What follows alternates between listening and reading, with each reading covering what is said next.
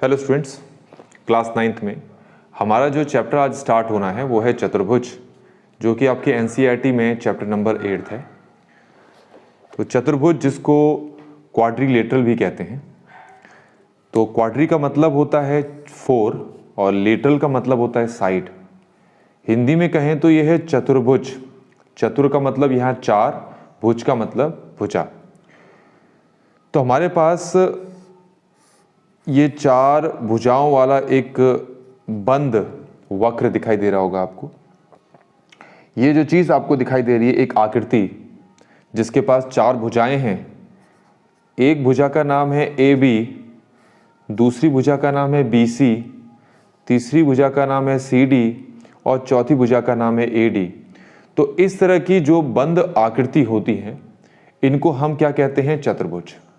क्योंकि भुजाएं 4 हैं तो मैं इन भुजाओं के नाम लिख देता हूँ। एक भुजा AB है, दूसरी भुजा BC है, फिर CD है और लास्ट भुजा का नाम क्या है? DA। AB बोल सकते हो या BA बोल सकते हो, वो आपकी मर्जी है। तो चतुर्भुज में होती हैं 4 भुजाएं। इसमें साथ ही साथ 4 कोण भी होंगे। ये जो कोण है इसका नाम है कोण A या एंगल A, इसका नाम है एंगल B, इसका नाम है एंगल C और इसका नाम है एंगल D। तो चतुर्भुज में 4 भुजाएं हैं, साथ ही साथ 4 एंगल्स भी हैं। भुजाओं जिनको यहां पर क्या बोलते हैं? साइड्स बोलते हैं। ये पॉइंट दिख रहे होंगे आपको। इन पॉइंट को बोलते हैं हिंदी में शीर्ष और इंग्लिश में कहते हैं वर्टेक्स। तो कौन कौन से वर्टेक्स हैं यहां पर? A है, B है, C है और D है। इसके अलावा चतुर्भुज में अगर मैं शीर्ष A को शीर्ष C के साथ जोड़ दूं, मैं एक और बना के दिखाता हूं यहां, यही A B C D। अगर मैं A को C से जोड़ दूं तो क्या आ गया आपके पास? AC। तो ये जो AC भुजा दिख रही है आपको, जिसको एक्चुअल में यहां पर हम क्या बोलते हैं? विकर्ण। क्या बोलते हैं? विकर्ण। और इंग्लिश में कहते हैं डायगोनल। इसी तरीके से B को C से जोड़ दो तो हमारे पास क्या आ गया? BD। इसको भी हम क्या बोलते हैं? विकर्ण और इंग्लिश में क्या बोलते हैं? डायगोनल। तो बच्चों, हमारे पास जो चतुर्भुज है, आसपास में हमने बहुत सारे चतुर्भुज अपने आसपास देखे होंगे। आपकी क्लास में जो व्हाइट बोर्ड है वो भी एक चतुर्भुज है, वो भी एक क्वाड्रिलेटरल है क्योंकि उसकी 4 साइड्स होती हैं। आपकी जो टेबल है, तो टेबल में ये वाला जो हिस्सा होता है, ये इसकी भी 4 साइड्स हैं, 4 भुजाएं हैं। तो ये भी क्या है? आपके पास एक चतुर्भुज है। ये भी आपके पास क्या है?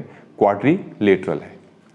तो इस तरीके से बच्चों मैंने आपको यहाँ पर ये बताया है कि जो चतुर्भुज है, जिसको क्वाड्रिलेटरल भी कहते हैं, वो होते क्या हैं, उनकी साइड्स कैसे लिखते हैं, उनके एंगल्स कैसे लिखते हैं, उनके वर्टेक्स कैसे लिखते हैं। तो अब हम आगे क्या करने वाले हैं बच्चों? हम यहाँ पर चतुर्भुज के प्रकार सीखने वाले।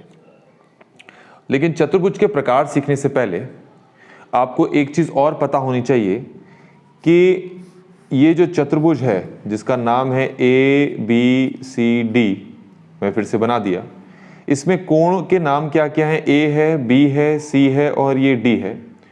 तो आप हमेशा ये याद रखें कि किसी भी चतुर्भुज के जो चारों कोण होते हैं, कोण A, कोण B, कोण C और कोण D, इन सब का योग क्या होता है? 360 डिग्री होता है। ठीक हो गया? किसी भी क्वाड्रिलेटरल के जो चारों एंगल्स होते हैं उनका सम कितना होता है? उनका योग कितना होता है? 360 डिग्री होता है। हम चाहे तो इसको सिद्ध भी कर सकते हैं यहाँ। तो जरा सिद्ध करके भी देखेंगे हम यहाँ पर एक बार, जरा छोटा सा, ताकि आपको एक आइडिया आ जाए। तो मैं दोबारा से इसको बनाता हूँ ABCD और मैं क्या करता हूँ, यहाँ से एक डायगोनल खींच लेता हूँ, एक विकर्ण खींच लेता हूँ।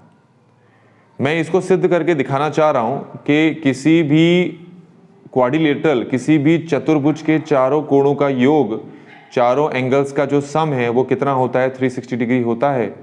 तो उसको प्रूव कैसे करें? तो मैंने क्या किया, यहाँ से एक लाइन खींच ली।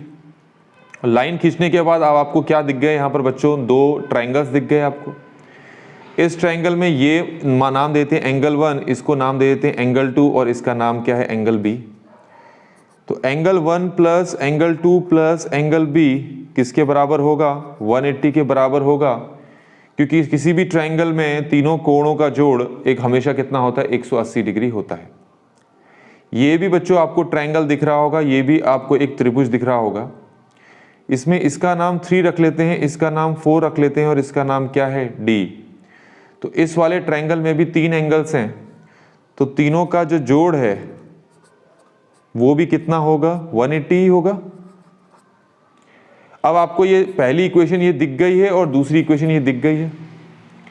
हम इन दोनों इक्वेशंस को जोड़ लेते हैं, दोनों समीकरणों को जोड़ लेते हैं।